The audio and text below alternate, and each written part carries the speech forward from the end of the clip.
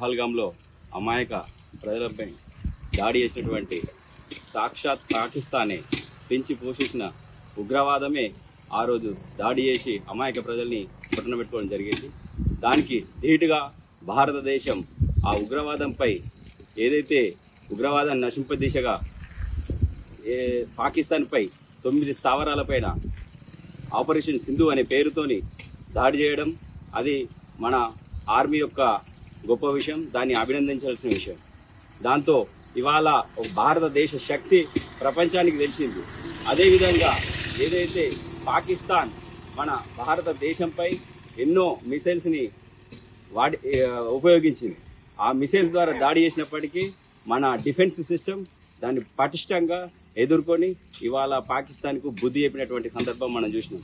ఇదంతా కూడా నరేంద్ర మోదీ గారి నాయకత్వంలో ఇవాళ బలంగా భారతదేశం నిర్మాణమై ఈ పాకిస్తాన్ని ఇంకా ఇలాంటి ఉగ్రవాద సంస్థల్ని ప్రేరేపించినటువంటి దేశాలకి ఒక బుద్ధి చెప్పే విధంగా చెంపపెట్టుగా చేసినటువంటి సందర్భం మనం చూసినాం.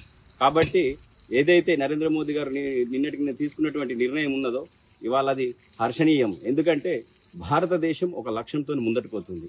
ఇవాళ ప్రపంచంలో భారతదేశం అత్యున్నతమైన స్థానంలో నిలుస్తున్నటువంటి సందర్భంలో ఇలాంటి దాడులు, ఇలాంటి ఉగ్రవాదం యుద్ధం కానీ, మనం ఉగ్రవాదంపై చేసే యుద్ధం కానీ అది ఎంతవరకు సాధ్యం, ఎంతవరకు చేయాలి అనే ఒక పటిష్టమైన ఒక సమగ్రమైన ఆలోచనతోని ఇవాళ అజిత్ దోవల్ గారి చాణక్య నీతితోని ముందటికి పోతున్నటువంటి నరేంద్ర మోదీ గారి నాయకత్వంలో ఇవాళ అంతర్గతంగా మనం ఎలా బలంగా ఉండాలి, బాహ్యంగా మనం ఎలా ఉండాలి, ప్రపంచంలో భారతదేశం ఏ విధంగా ఎదుగుతుంది, ఇవన్నిటిని దృష్ట్యా వాళ్ళు సరైన నిర్ణయాలు తీసుకుంటారు. దాన్ని మనందరం అభినందించాలి. అది కాకుండా భారతదేశం సైనికులపైన మరి భారతదేశ నిర్ణయాలపై ఇలాంటి సందర్భంలో ఎలాంటి కామెంట్లు కానీ చేయకుండా, ఒకవేళ చేసిన వారిపైన దేశద్రోహ చట్టం కింద వారిని లోపలేయాలని చెప్పేసి నేను వేడుకుంటున్నా. అదేవిధంగా మన భారతదేశ నిర్ణయాలని మనందరం గౌరవిద్దాం. భారత్ మాతాకి జై.